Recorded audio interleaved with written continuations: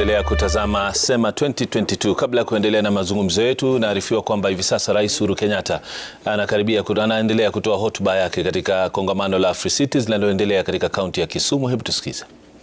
Delegates, distinguished guests, ladies and gentlemen, let me begin by saying it is a great honor to welcome you all to Kenya and to our lake city of Kisumu for this 9th edition of the Afrocities Summit. Indeed, I join everybody else in thanking the county government of Kisumu, led by Professor Anyang', and indeed the people of Kisumu for hosting this conference, and indeed for the warm reception and hospitality which I am sure they will extend to all our visitors from across the globe. We are convening here at a very unique time in the history of our region and the world, and our efforts to build our economies back from the devastating effects of COVID-19 pandemic have been slowed by a myriad of events on the international scene, events which in many circumstances have put multilateralism as we know it under immense stress. However, I do believe that this summit reaffirms our resilience and our shared common goal as brothers and sisters within the African continent of making our towns, our cities, and indeed our metropolitan areas better. We have amongst us delegates from approximately 110 countries from all over the world. And I believe that this is a summit not just of thinkers, but also of doers. And we are therefore called upon to bring tangible, practical, and sustainable solutions to the challenges facing Africa's urban areas. Recognizing that this noble goal is not a task solely for governments, we also have amongst us members from civil society organizations, representatives of our African diaspora, economic actors, policy experts, researchers, academicians, financial institutions, as well as development partners. These diverse actors all share in our objective of strengthening the role of local and regional governments in the development of our continent, as well as accelerating the integration and unity of Africa by creating linkages between nations and cities on our continent. So on behalf of the people of Kenya, I am particularly grateful to the leadership of the United Cities and local governments of Africa for choosing Kisumu as a host city for this year's Afrocities Summit, the first such intermediary city to host such a conference. For centuries, this particular intermediary city of Kisumu has been a melting pot of different cultures, a hub for trade, and a gateway into Eastern and Central Africa. And so in this context, I do invite you all to join in this continental moment of taking stock and reflecting, learning, as well as planning under this year's theme of the role of intermediary cities of Africa in the implementation of our Agenda 2030 of the United Nations and our very own African Union Agenda 2063. This year's summit is most apt as the summit comes at a time that is critical when our continent of Africa is facing rapid urbanization and the challenges of future cities are increasingly coming into sharp focus, more so after the shocks of the COVID-19 pandemic. Cities and local authorities around the world have played a key role in the response to COVID-19. They were our first line of defense. They were at the forefront of our prevention and containment measures, the vanguard of our humanitarian response, as well as taking the first steps towards building back livelihoods post-COVID. Local authorities therefore proved to be an indispensable ring in the governance chain and an instrumental part of pandemic prevention and response actions. Consequently, time is ripe for scaling up the role of intermediary cities as the next frontiers of African urbanization and development. I say this because in Africa, an unprecedented rate of urbanization has propelled intermediary cities to stand at approximately 1,086. These intermediary cities like Kisumu, where we are today, are home to approximately 174 million people, representing about 36% of our continent's total urban population and contributing about 40% of our continent's GDP.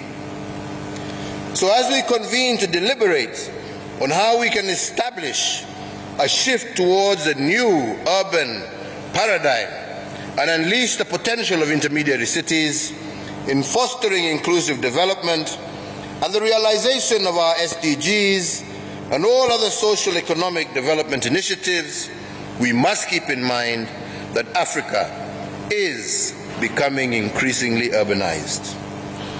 The traditional rural focus within development plans risk marginalizing a growing section of our population, one which will soon be the majority.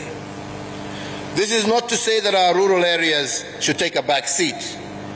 Rather, it is to recognize that our development plans must be in tune with the realities of rural-urban migration and the concentration of large populations in small and often unplanned settlements in metropolitan areas. This calls for proper planning to create smart cities that meet future urbanization challenges, plans that address the emerging needs related to food security, health, shelter, environmental conservation, as well as infrastructure. The need for proper urban planning was clearly demonstrated during the peak of the COVID-19 pandemic, when it became necessary to support those living in informal settlements in our cities and urban areas with food rations, as well as the provision of sanitary facilities. So, ladies and gentlemen, the challenge of our time is therefore to make our intermediary cities and municipalities sustainable and fit for all our citizens. Accordingly, this summit has the task of providing the continent with a comprehensive and achievable roadmap on how our intermediary cities can contribute towards the implementation of the Agenda 2030 of the United Nations, as well as our own African Union Agenda 2063. Here in Kenya, for example, the national government has over the last 5 years been implementing projects and programs geared towards improvement of lives of our people through the achievement of the SDGs. This has been under the auspices of our National Economic Blueprint, our Kenya Vision 2030 and its medium-term plan, the Big Four, and the agenda espouses provision of a decent roof over many more heads at affordable costs, at affordable health care for all, value addition by increasing manufacturing and jobs, as well as ensuring food security for all our people. We have also embarked on a slum upgrade program that is spread across our country, notably in our capital city of Nairobi and the intermediary cities of Mombasa and Kisumu, as well as our youngest city, that being the city of Nakuru. These concerted actions have been through the Kenya Devolution Support Program, the Urban Support Program, the Kenya Slum Upgrade Program, and the Kenya Informal Settlement Improvements Program. So to achieve the goals of this convention, we must make this, the 9th edition of the Afrocities Summit, a questioning summit. And in that regard, I would like to propose a 12-point questioning framework for all participants. And this framework should guide us in understanding the problem and charting the way forward. Firstly, how do we reinvigorate the management of urbanization, the electricity feed, provide affordable and inclusive transport, provide high quality and accessible education and health care, and improve the standards of water and sanitation provision within our intermediary cities? Secondly, how do we accelerate the reduction of extreme poverty in our cities? Third, how can national and central governments support in mobilization of resources to unlock effective delivery of services by our intermediary cities? Fourth, how can we best develop human capital in the intermediary cities in the sectors of administration, planning, and governance, with a view to sustaining the momentum so far gathered towards the achievement of our SDGs? Fifth, what is the best way for us to create and sustain conducive environments for the accelerated growth of decentralization and evolution across our continent without compromising our national cohesion? Sixth, how do we reposition technology and connectivity as a driver to the achievement of SDGs in providing opportunities in our urban areas? Seventh, how can we enhance the voice of key stakeholders, including civil society, the private sector, academia, grassroots organizations, in providing capacity and impetus in the implementation of our SDGs? 8, how do we increase awareness of the negative effects of climate change and guarantee environmental equity for future generations? 9, what legal and policy frameworks should we establish so as to foster the robust and sustainable development of intermediary cities?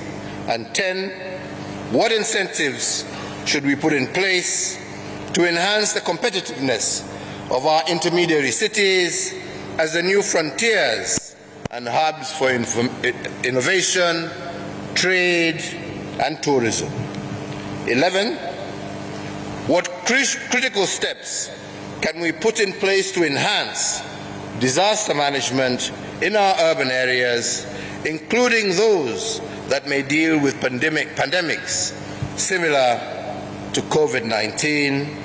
And 12, as we scale up and develop our urban areas in general, and in particular our intermediary cities, what strategies and policies are required to confront the threats of radicalization and terrorism, especially in the urban areas, including our intermediary cities?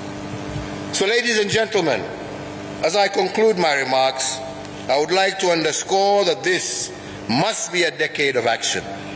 The time is ripe for scaling up our efforts in support of intermediary cities and also in promoting greater synergies between local, national, and international efforts geared towards accelerating the realization of our SDGs. In every community and nation in Africa, There are sayings that recognize that in unity there is strength, and there is no challenge, no matter how seemingly insurmountable, can prevail over unified and united actions. I therefore urge all of you today to unite in the face of one of the greatest challenges of our time, and I have no doubt that through concerted and synergetic actions, Africa's intermediary cities will play their rightful role in driving the implementation of Agenda 2030 and the African Union Agenda 2063.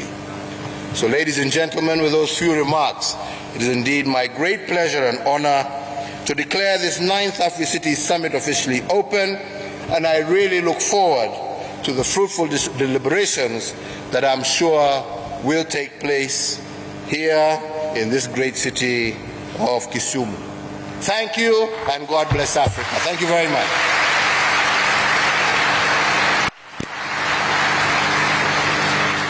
May we give His Excellency a Mohatia clap as he takes his seat. Thank you. Thank you, Your Excellency, for your candid work.